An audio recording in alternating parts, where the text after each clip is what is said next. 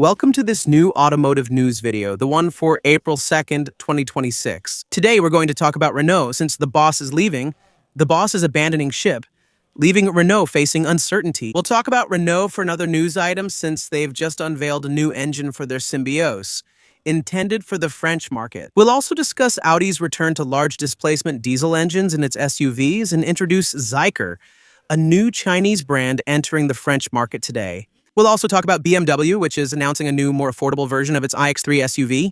And finally, we'll talk about the French Court of Auditors, which acknowledges that despite the increase in electric car sales, France will not be able to meet its electrification targets. Just before we get into the topics covered in this video, I'm adding a little bonus for you, a quick update, a brief aside about everything that's happening right now regarding rising fuel prices and the electrification of the vehicle fleet. Remember a few days ago, Maud Brejean, the French minister in charge of energy, explained that the sharp price increases we've seen in recent weeks did not generate any financial surplus. As for the government's accounts, basically, the state didn't take advantage of the situation to collect more taxes than usual.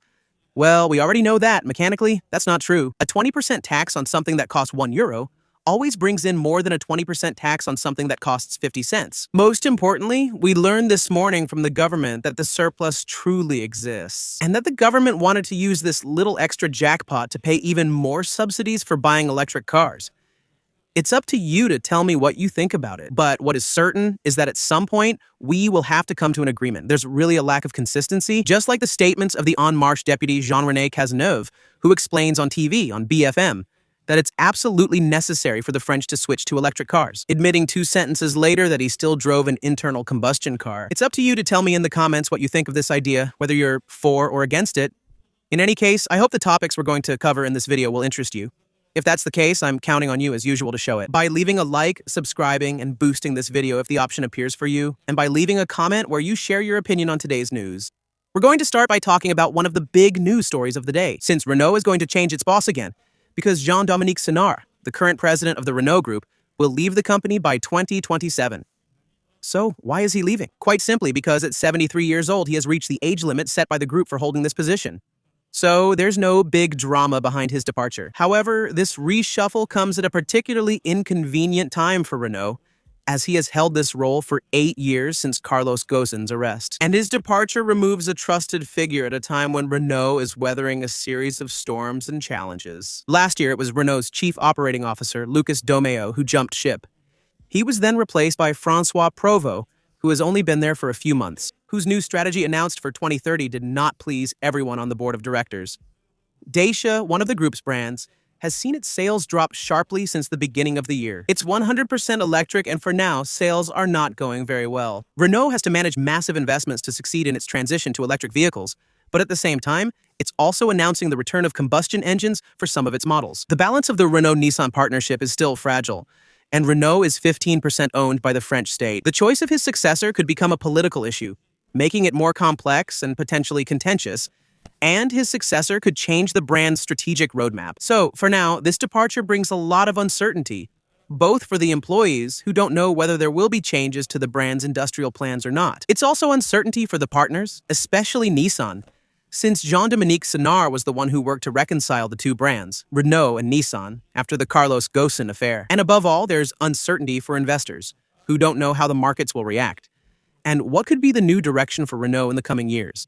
In the meantime, that doesn't stop Renault from announcing new developments, since Renault has just confirmed that a new engine is coming under the hood of its Symbiose. For the French market, as you already know, it's Dacia's 1.2-liter LPG engine. We had discussed this new version before, but it was only just confirmed for France. Other European countries already had confirmation. Now it's finally coming to France, with a price ranging between 29,000 and 39,000 euros, depending on the options and versions. And thanks to the use of LPG, even though it develops 120 horsepower, it's almost not penalized. It's only 230 euros in penalties.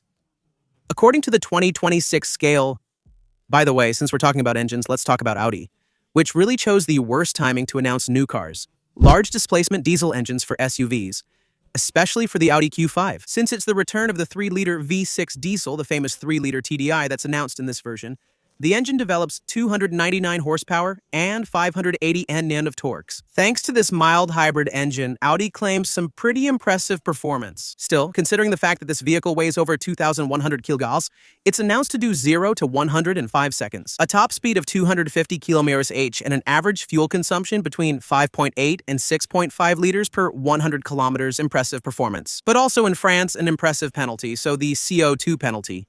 We don't know how much it will be yet, since Audi hasn't announced how much CO2 it will emit per kilometer. But still, there's a good chance that its CO2 penalty will be higher than the versions equipped with the 2-liter 204 horsepower diesel engine, which already has a penalty of 1,074 euros.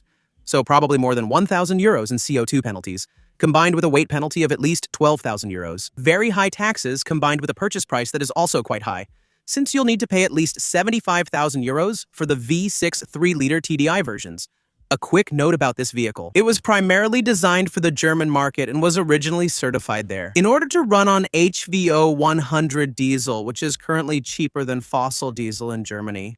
By the way, since we're talking about German SUVs, let's quickly mention BMW, which has already announced a new version of its electric SUV. iX3, a cheaper entry-level version, but it also has a shorter range and longer charging times.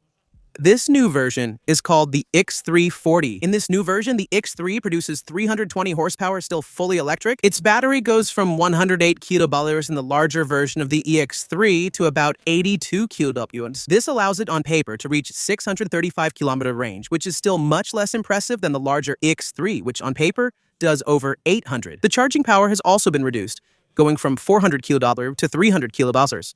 This allows it to go from 10 to 80% charge in 21 minutes. Or to put it another way, you can regain 300 km of range with just 10 minutes of charging. As for the price, this new version will be available starting at 64,550 euros, which is still less than the 71,950 euros of the larger version. BMW has specified that this new entry-level version will offer exactly the same equipment and the same trim levels as the larger iX3. BMW only adjusted the battery size and charging speed to lower the price, but 64,000 euros is still a hefty sum when you know that at Tesla, a Model Y costs 45,000 with the same range and only slightly lower charging speed at 250 kilowatt-hours. I'll also give a quick update on Ziker.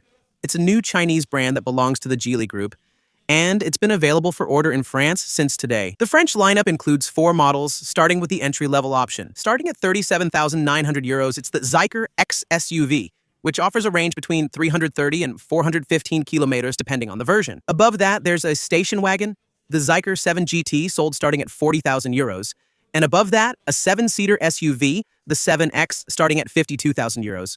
And above that, again, the Ziker 001, the sporty station wagon, listed from 60,000 euros. Ziker has directly announced, to gain the trust of the French, that these models are guaranteed for 10 years or 200,000 kilometers. On the electric car side, the French Court of Auditors officially acknowledges that, despite the increase in electric car sales in France in 2026, France will not be able to meet the targets it had set for 2022. The goal was for 40% of new cars sold in France to be fully electric. We're not there yet. Maybe we'll get there. You never know. Maybe everything that's happening right now will speed things up. Meanwhile, the Court of Auditors' latest projections say it won't happen. If we fail, the European Commission will reprimand us. That's why the Court of Auditors is advising the French government to change the way subsidies for electric cars work. According to the report, over 20 billion euros have been invested in recent years to promote electric cars. The Court of Auditors mainly suggests 2 things. Lowering the cap for eligible vehicles, currently at 47,000 euros, and it does make you wonder, would someone who's ready to buy an electric car for 47,000 euros really need financial help? Normally that means they're doing fine. The court also suggests removing the purchase subsidy for the wealthiest classes, because, believe it or not, in France, even if you're a billionaire, you can still get a 3,500 euro bonus for buying an electric car. The court wants to eliminate these subsidies so that the allocated amounts can be redistributed to the targeted groups, but especially to the lower social classes, in order to make electric cars more popular and to speed up the electrification of the market. Let me know what you think about it in the comments. It's tough luck for both the French government and the Court of Auditors, because on the same day, a new study came out explaining that 80%, so a very large majority, of electric cars financed by French public money are actually manufactured abroad. That means, in reality, taxes are subsidizing the foreign automobile industry, especially Germany, which received 14%. Of this French public money, Spain received 11%, Slovakia 10%, And China, the biggest recipient, got 15.5% of this aid. And the situation is even worse when it comes to the subsidized leasing program, which generally only applies to the smallest cars, where that figure goes from 80% to 95%. That means only 5% of the funding went to cars produced in France. Let me know what you think in the comments. We're coming to the end of this video. If you enjoyed it, leave a like, subscribe for more, and consider supporting by clicking join. See you tomorrow for the next video. Bye.